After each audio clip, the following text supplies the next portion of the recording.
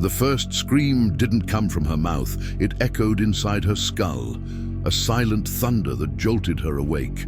Maya sat up, breathless, the sheets tangled around her legs like vines. Her heart was hammering. Her nightshirt clung to her. Back, soaked.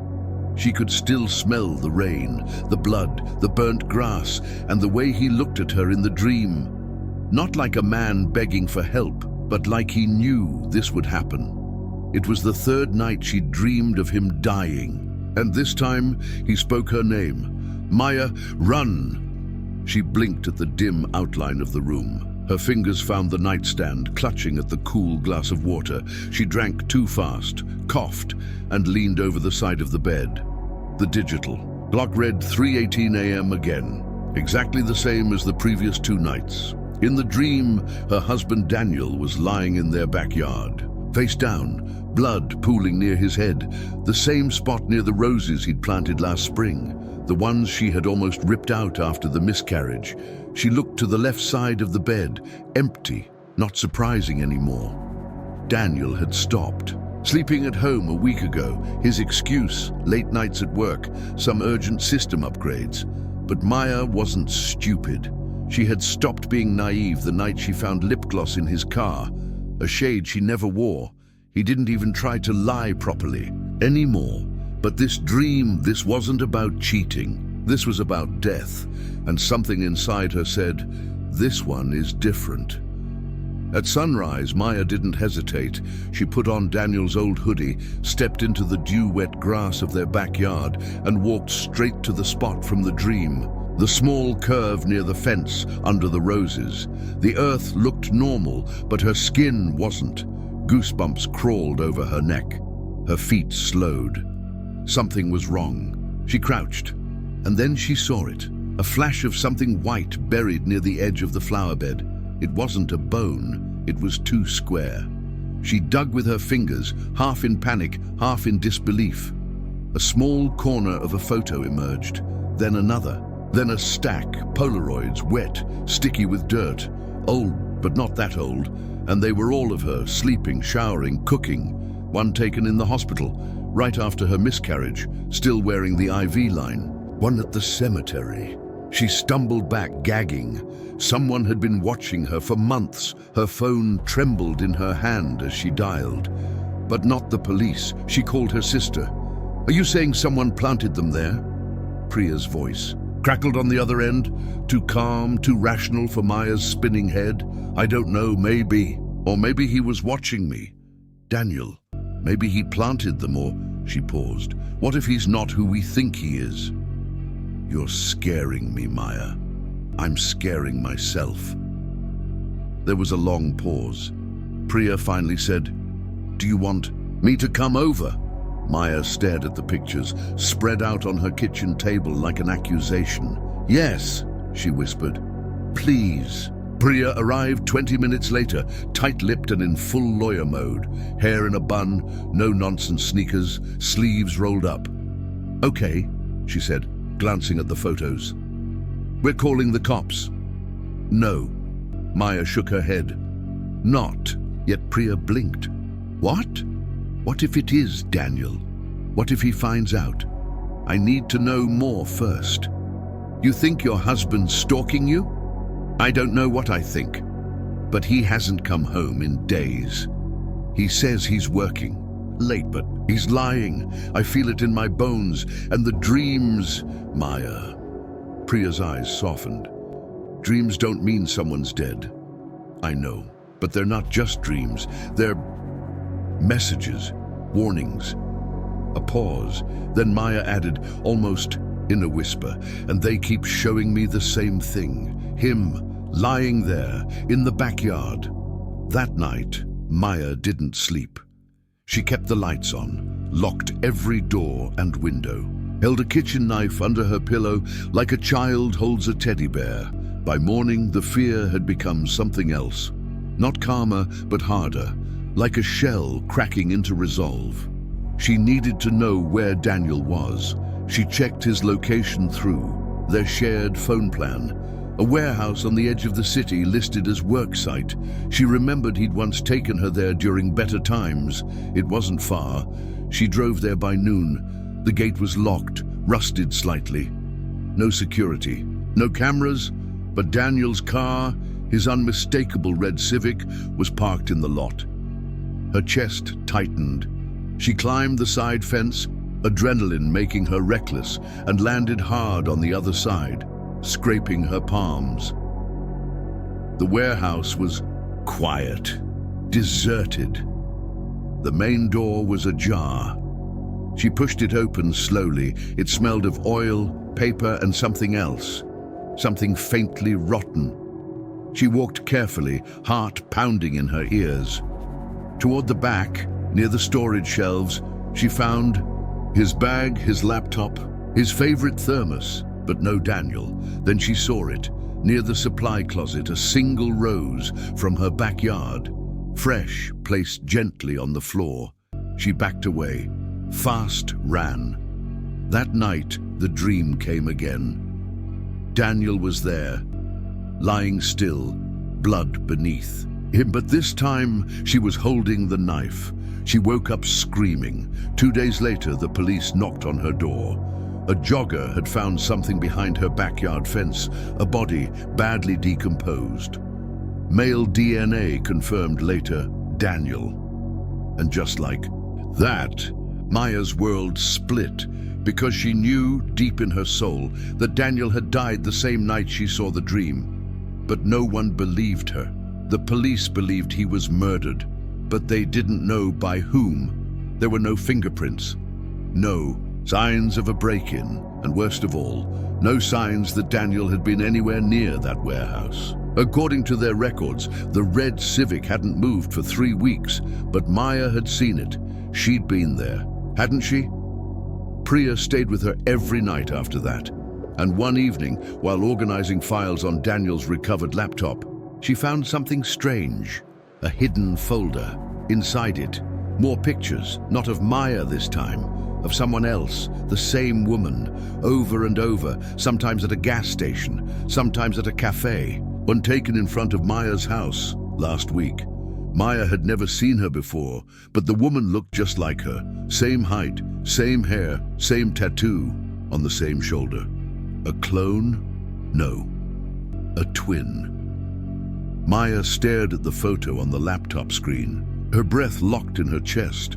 The woman in the image wasn't just similar to her, she was identical. Same almond-shaped eyes, same crooked smile, same birthmark just under the collarbone, the one Maya always covered with foundation. No way, Priya whispered beside her, scrolling through the hidden folder. Maya, this is not just a look-alike. That's you. It's not me, Maya said slowly. Look at the date stamps. Some of these are from last week. I haven't been to any of these places. Then who the hell is this? Maya stood up and paced the room, panic scraping at her ribs. Daniel, he knew her. That's why he kept these pictures. He must have been following her, or...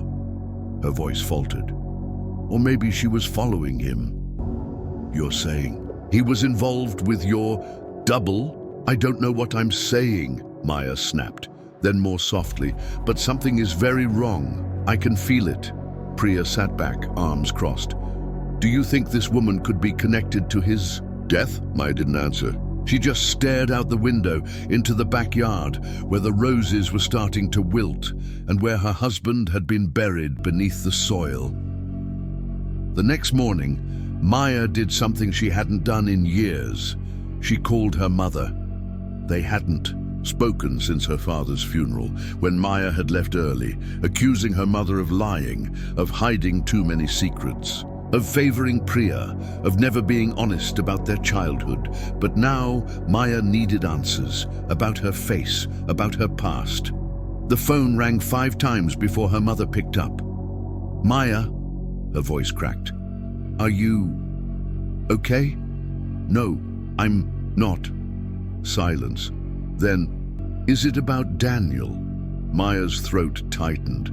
Partly, but it's also about me. or someone who looks like me. I found pictures on Daniel's laptop of a woman who's basically my twin. Another pause, this time heavier. "You're not crazy," her mother said finally. Maya sat down hard. "Wait, what?" "There's something I never told you," her mother continued, "because I was forced not to." "What are you talking about?" "You had a sister, Maya, a twin, at birth, but she was taken from us." Maya went still. "No," she whispered. "That's not possible. I would have remembered. You were barely a day old. It was illegal. They said one of you was sick, and the adoption would be cleaner this way. We were poor, uneducated. They offered money, threatened us. Your father wanted to go to the police, but..." She paused. "He never forgave me. Neither did I."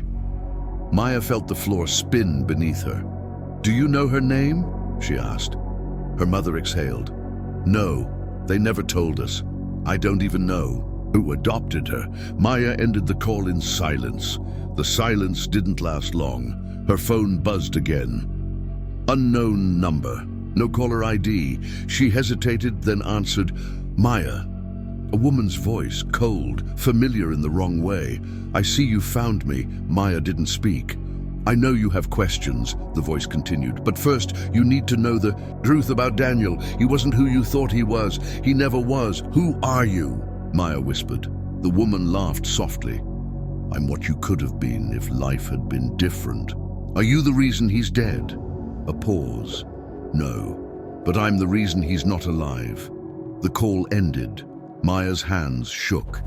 Her heart rattled in her chest like broken glass. When she looked up, Priya was watching her. "That was her, wasn't it?" Priya said. Maya nodded. "We need to find her," Priya said. "We will," Maya answered, "but not through the cops. They'll never believe this." "Then how? Let her come to me." 3 days passed. The police had no suspects. Daniel's funeral was quiet. Closed casket. Maya didn't cry, she didn't speak, but she noticed someone there, standing at the edge of the crowd, wearing dark glasses and a long black coat. Watching her, she knew. It was her mirror. After the service, she slipped away and followed her. Through alleys, side streets, until they reached a small building, a rundown apartment on the east side of town. The woman opened the door and turned without surprise. "Come, in, Maya," she said. Maya stepped inside. It was like walking into a replica of her own life, except darker. Dim lights, framed pictures of people she didn't know, and a wall full of news clippings, all of Daniel. "You were watching him," Maya said. "All this time?" The woman nodded. "He found me first. He thought I was you." "At first." Maya's blood ran cold. "He was cheating with you." "Yes. But he didn't know the truth. He thought I was just a girl who looked like his wife, until he got obsessed, until he started digging." "Why did you go along with it?" The woman looked at her with hollow eyes. "Because I needed to know why you got the life I never had. Why he loved you, not me. Why the world chose you."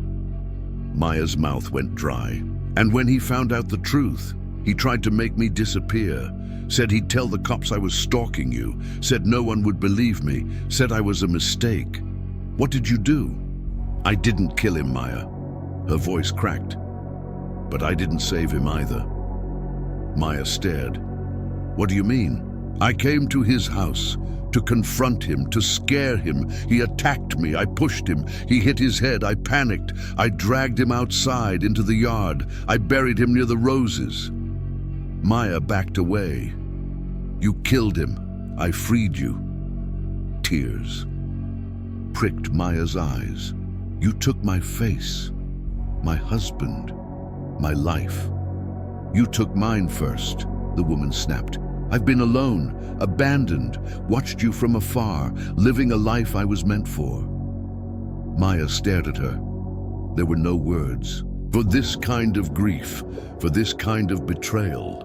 Finally, she said, "What do you want from me?" Her twin smiled. "I want you to disappear." That night, Maya packed a bag, but not to run, to plan. Because now she knew the truth, all of it, and she had one more call to make to someone Daniel had always warned her about, someone Maya had once dated and feared, someone who owed her. A man who specialized in revenge. The room smelled like gasoline and regret. Maya sat across from the man Daniel had always warned her about, Arav Khan, her ex from college. Now a fixer, a ghost with connections to people who lived in shadows and made problems disappear. He hadn't aged well. His once boyish charm was now sharp, worn out by time and rage. But his eyes, those dark, calculating eyes, still made Maya uneasy. "You look like hell," Arav said, lighting a cigarette. "Nice to see you too. You only call me when you want something dangerous." "This is beyond dangerous," she said. "It's war." He raised an eyebrow. She dropped the file on the table. Photos of Daniel, the twin, the grave, the messages. Arav flipped through them. His face didn't change, but Maya saw the muscle in his jaw tighten. "She's your sister?" he said. "My twin." Maya's voice cracked. "I didn't even know she existed. And now she wants your life." Maya nodded. "She's not finished," she said. "She wants to erase me." He tapped ash into an old mug. "And you want me to erase her instead." Maya didn't respond. She didn't have to. Arav leaned back, exhaled slowly. "I'll help, but not for free." "I don't have money," Maya said. "I don't want your money." He leaned forward. "I want the truth." Maya froze. "What truth?" "You and Daniel." He smiled, but it didn't reach his eyes. "You really think I believe you had no idea who he really was?" Her heart skipped. "What are you talking about?" Arav pulled out a photo from the file. "This wasn't just a love triangle, Maya. Daniel worked for someone dangerous. He was into data laundering, digital identities, biometric profiles, government backdoors. That's why he had your twin's pictures. She wasn't just a stalker, she was proof of a bigger project." Maya stared at him. "You're saying she was a clone?" "No. Something worse. A switch. They were building perfect identity replacements, and she was the prototype." A chill ran through her. "But if that's true," she whispered, "why would she want to kill me? Because she wasn't just a replacement. She was a mistake, and Daniel was going to expose her." Maya looked down at the photo of Daniel, smiling at the beach, hand in hand with a woman who looked just like her. She felt sick. "He lied to me about everything," she murmured. "Yeah. Welcome to my world." Later that night, Maya returned home. The roses had bloomed again, unnaturally fast, almost as if the soil had been fed something richer than compost. She walked past them without looking. Inside, everything felt still. Too still.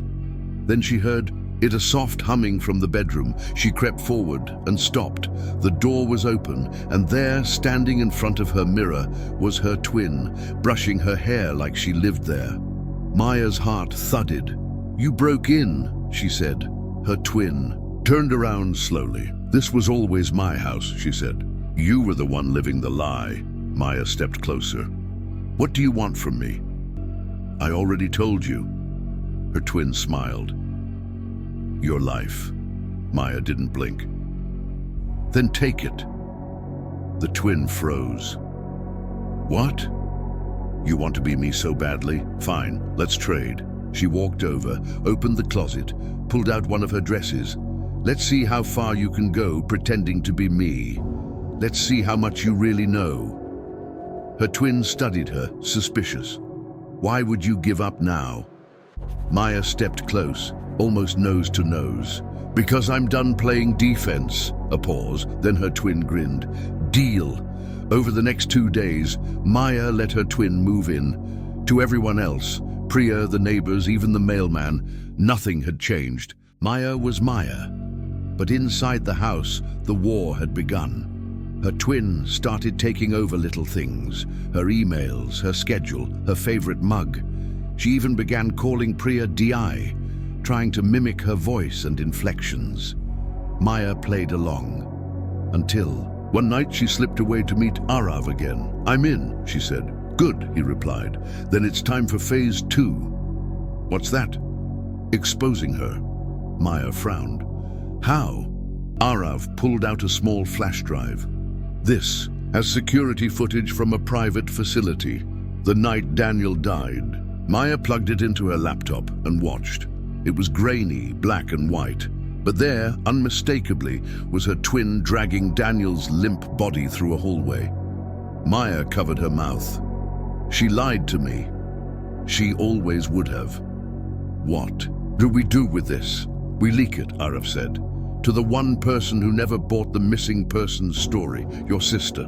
The next morning, Priya received an anonymous email. She came over furious and shaking. "You let her in. You let her live with you." Maya, who was actually the real Maya, only Priya didn't know anymore, looked confused. "What are you talking about?" her twin said. Priya slammed the laptop onto the table, played the footage. "You're not Maya," she whispered. "You're the one who killed him." The twin went pale, but then her eyes flickered with something else. "Hold calculation. That video proves nothing," she said. "It's deep fake, edited. You think I'm stupid?" Priya stepped closer. "You think I don't feel who my real sister is?" Maya stepped forward. "Then prove it." Priya turned, staring at both women, and she did something none of them expected. She slapped the twin. "Hard. You flinched," she said. Maya wouldn't have. She'd have hit back. The twin's smile crumbled, her lips twisted. "You think this is over?" She lunged, not at Priya, at Maya. A knife appeared from her sleeve. Maya ducked, grabbed her wrist, twisted hard. They crashed into the table. Glass shattered. The twin screamed. Maya wrestled the blade away, pinned her to the ground. "You were never me," Maya hissed. "You never will be." Sirens wailed outside.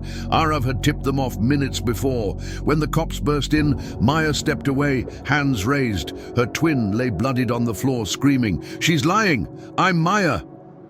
The officers hesitated, confused by the identical faces, the chaos, the story too wild to believe. But Priya pointed at her. "That's the killer," she said. "The one on the footage." They cuffed the twin, dragged her away, still screaming. And just like that, it was over. Or so Maya thought. That night, she returned home, alone, and found one last envelope waiting at her doorstep. Inside was a letter, written in her own handwriting. "Dear Maya, you won, but did you really? I was never trying to be you. I was trying to destroy you from the inside. I know your weaknesses now. I know what you hide in your past. You may have survived me, but something darker is coming. Your mirror." Maya stared at the note, hands trembling, because beneath the letter was a photo, not of her twin, but of another woman. Same eyes, same face. Another version of her, this one smiling at a government facility labeled Project Mirror. Active subjects, 2 remaining. The sky was the color of bruised steel when Maya buried the note in her backyard. Not the backyard where Daniel died. She couldn't bear to live there anymore. But the one behind her sister's house, where nothing had ever gone wrong. Where hope still had roots, but the message haunted her. Project Mirror. 2 remaining subjects. She thought it was over. Now she knew it never really began. "You think there are more of them?" Priya whispered that night, clutching a mug she didn't drink from. Maya nodded. She said she wasn't the first or the last. But who would do something like this? Why you? That was the question Maya kept asking herself, until she remembered something. Not a memory, but a scar, a tiny surgical one behind her right ear. She'd always told herself it was from a fall as a child. But now she knew it wasn't. Arav arranged the meeting. Deep underground, past biometric scanners and voice-analyzed gates, they stood in front of a reinforced door labeled Mirror Archive, SEC LVL9. He held up a badge. It shimmered blue, then green. "You're sure you want to know the truth?" he asked Maya. She didn't flinch. "I already do." The door opened. The room looked like a tech startup had mated with a morgue. Sleek, cold, fluorescent. Rows of folders, cryotanks, footage monitors flickering silently.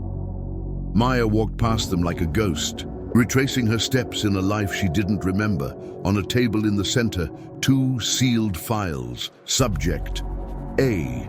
Mirror Subject B. Maya, her heart cracked.